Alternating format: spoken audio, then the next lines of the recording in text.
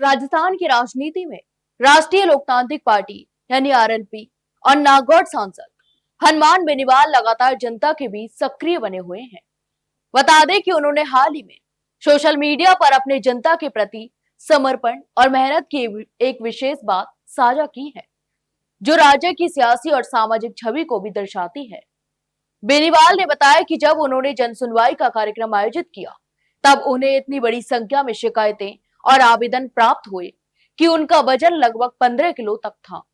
यह आंकड़ा ही यह बताता है कि जनता की समस्याएं कितनी व्यापक और गंभीर हैं।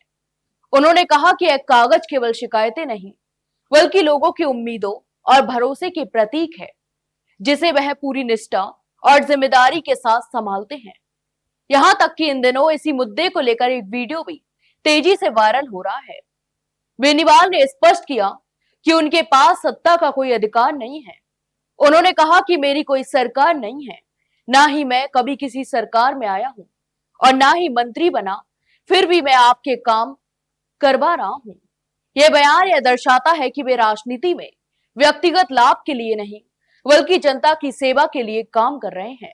उनकी ईमानदारी और प्रतिबद्धता उन्हें राजस्थान की राजनीति में एक अलग पहचान देती है।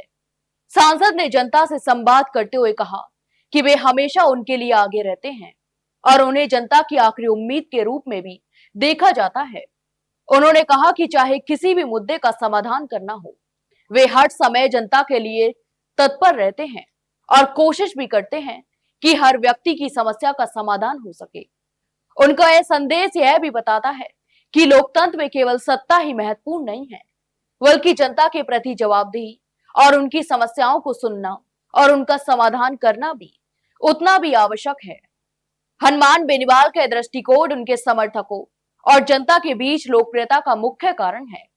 उनकी सक्रियता, जनता के साथ संवाद और उनकी समस्याओं को प्राथमिकता देने की नीति उन्हें राजस्थान में एक प्रभावशाली नेता बनाती है। जनता के लिए उनके समर्पण ने यह स्पष्ट कर दिया है कि राजनीति केवल पद और पदवी के लिए नहीं, बल्कि सेवा और ईमानदारों के लिए भी की जा सकती है।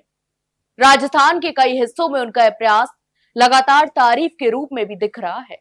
यहां तक कि उनके इस दृष्टिकोण से स्पष्ट होता है कि भविष्य में राजनीति में उनकी छवि एक ईमानदार और जनता के लिए समर्पित नेता की रहेगी।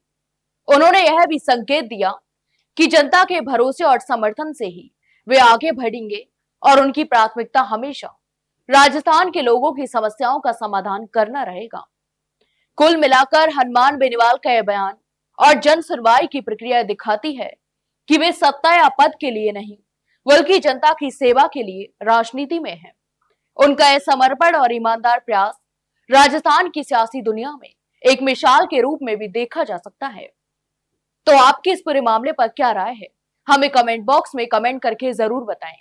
वहीं वीडियो को लाइक और शेयर जरूर करें और हाँ, चैनल को सब्सक्राइब करना ना भूलें। फिलहाल के लिए इतना ही, जल्द मिलते एक नई जानकारी के साथ। तब तक के लिए नमस्कार।